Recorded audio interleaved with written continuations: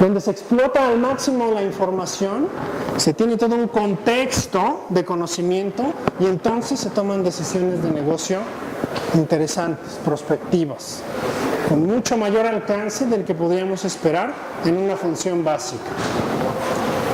¿Cómo definiríamos el IQ alto? Lo voy a leer. Podemos decir que sea un conjunto de metodologías, procesos, arquitecturas y tecnología que transforman los datos crudos en información significativa y útil para generar estrategias efectivas, tácticas y conocimiento del negocio para la toma de decisiones. No se nos olvide que de la mano de este IQ no solo tenemos la estructura y los sistemas y las tecnologías, sino tenemos a las personas. En la medida en que las personas entran en esta dinámica y utilizan esta información es que se genera el conocimiento y con ello entonces se logran los objetivos del negocio. ¿Okay? Un IQ bajo contra un IQ alto. La pregunta que nos hacíamos en el meetup pasado, y ¿tener un IQ alto paga? ¿Tener un IQ alto es rentable? Pues habría que hacerle las cuentas y hacer numeritos, pero seguramente es mucho más rentable que tener un IQ bajo o que no tenerlo en absoluto. Así pues tenemos a los dos elementos de este gajo del Data Wheel, el Data Warehousing y Business Intelligence. ¿Para qué quiero un Data Warehouse? Estoy seguro que todos los que estamos aquí lo tenemos de medianamente claro para arriba, ¿no? Esta lámina que pongo aquí me la traje porque es un caso real y pude haber puesto el esquemita clásico del libro de texto, ¿no? Pero me traje este caso que es un caso real. Eso que está pintado ahí es la arquitectura de datos de una empresa real. Le llamamos técnicamente la arquitectura del espagueti, ¿ok? Está todo regado por todas partes. No les miento si les digo que en esta arquitectura del espagueti tenemos más o menos 1200 sistemas, entre sistemas transaccionales, sistemas satélite, toda la parte del sistema contable y un montón de aplicaciones de usuario regadas por todos lados. Imagínense ustedes el calvario que es, y aquí más o menos pongo el esquema ordenado, ¿no? Pongo ciertas áreas de negocio. Imagínense que el calvario que es para las distintas unidades de negocio obtener información del espagueti, ¿no? Yo le empiezo a jalar al hilo de espagueti y pues lo voy a ir jalando y yo no sé qué va a pasar al final. Así es como pasa en este esquema y como pasa en esta arquitectura de negocio.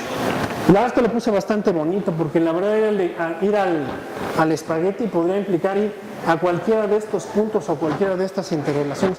Imagínense que si quisiéramos establecer la interrelación entre cada uno de los elementos o sistemas que están ahí metidos, ¿no? Imagínense querer pintar la metadata de esa cosa. Eso es una cosa imposible. No solo imposible, es una cosa espantosa. ¿Para qué quiero un Data Warehouse?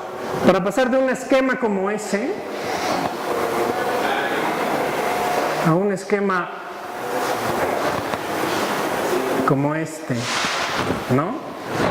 Donde nuestro esquema, la pila de elementos del Data Warehouse, aquí se ve claramente. Yo aquí tengo todo el espagueti transaccional, más allá de lo que tengo aquí pintado, tengo toda la capa de integración, tengo como tal el Data Warehouse, ¿ok? Y tengo usuarios que se conectan al Data Warehouse, o puedo tener un esquema de Data Marts que consumen información del Data Warehouse, ¿ok? Yo digo que solo en este contexto, entonces le puedo pegar la parte de Business Intelligence, porque en el esquema anterior, en realidad, lo que tengo que hacer es, no me da tiempo de hacer inteligencia de negocio, cuando lo que tengo que hacer de este lado es codar cifras, ver que los datos son consistentes en un sistema y en otro, ver que la información que se reporta es la misma en un área y en otra. Y pierdo más tiempo conciliando que haciendo inteligencia. Si estoy en el modo de conciliación de datos en esa cosa, estoy en el peor de los mundos. Recuerden dos conceptos fundamentales aquí, que no están pintados, pero tengo reglas de negocio en la capa de gobierno de datos y tengo, ahorita lo vamos a ver, las características de la información en un data warehouse: ordenada, clasificada, limpia y lista para usarse. Cuando pensamos que los usuarios son personas, te voy a decir comunes y corrientes, pero todos somos comunes y corrientes, que no le entiendan a los datos ni a los sistemas, pero necesitan extraer información, debe quedar claro entonces qué tan sencillo debe ser obtener información de una estructura como estas. Dama Book of Knowledge establece como dos esquemas o dos conceptualizaciones de lo que es un data warehouse. Este que se llama la fábrica de información de Aymon o Imon, como se llama, ¿okay? Que lo concibe justo así, como una fábrica de información corporativa. Veamos cómo tenemos datos crudos, aplicaciones que permiten hacer la integración y tenemos los data marts al final. ¿Okay? Un data warehouse tiene que ser subject oriented, orientado, vamos a decirlo así, al área específica, a la tarea específica, integrado, tiene que cobrar relevancia en el tiempo, qué información guardo y con qué periodicidad la almaceno, tiene que ser no volátil.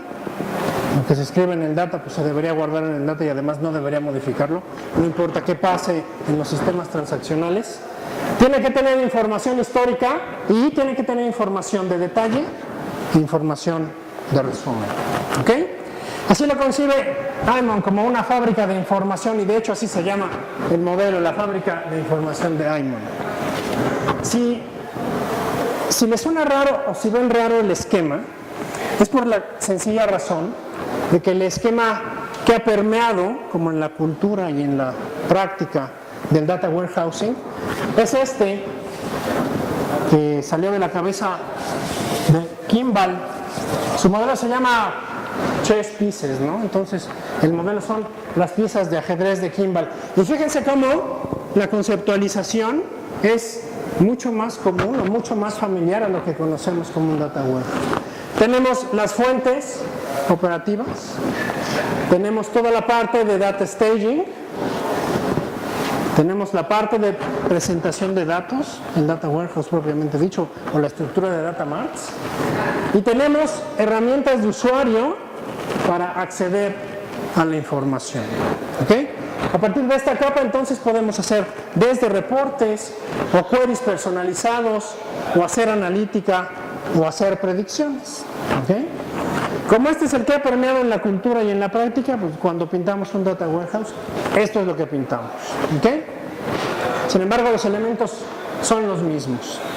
Lo que dice aquí en Valés, estas piezas del ajedrez tienen que estar enfocadas al negocio, tiene que tener datos o modelos de datos dimensionales a un nivel atómico de información, y tiene que evolucionar, o tiene que tener una evolución iterativa conforme el negocio conoce y requiere más información. Luego entonces se construye más de este lado, se consume y se vuelve iterativo. Conforme más se conoce, conforme más insight tengo del negocio, entonces requiero más cosas y entonces las incorporo y regreso. Y se vuelve un ciclo iterativo de inteligencia, ¿no? Empieza a generarse como tal este ciclo donde el data como estructura evoluciona y en el negocio se empieza a generar conocimiento. Así que no sé cuál les guste más, pero sin duda el que se les viene a la cabeza es este, las piezas del ajedrez de Kimball. ¿Okay? Él entonces pone en el mapa este concepto de los modelos de datos dimensionales. ¿Okay?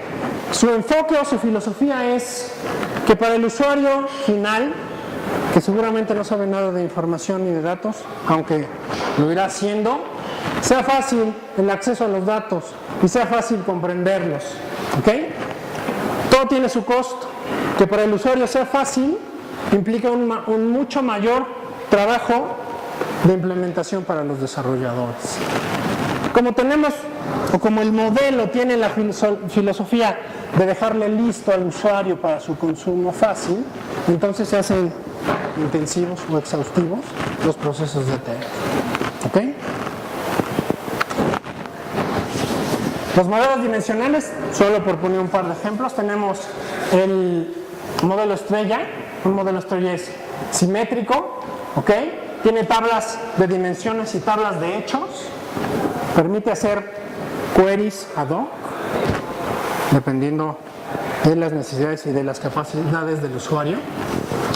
Y dada la estructura, permite hacer menos joins, y a partir de pocos joins permite hacer como una analítica bastante interesante. ¿Cuál es la clave? Sin entrar a detalles, pues tengo tablas que tienen campos llave que permiten establecer la relación entre las dimensiones y los hechos. ¿Ok? Y aquí tenemos un ejemplo, por ejemplo. Tenemos las ventas y por aquel lado tenemos los periodos de tiempo y de este lado tenemos información de las tiendas donde se generaron las ventas y de aquí tenemos información del producto. De manera que cualquier consulta que a mí se me ocurra, hablando de unidades vendidas, podría serla aquí, ¿no? Las ventas del primer trimestre del producto X en la tienda tal.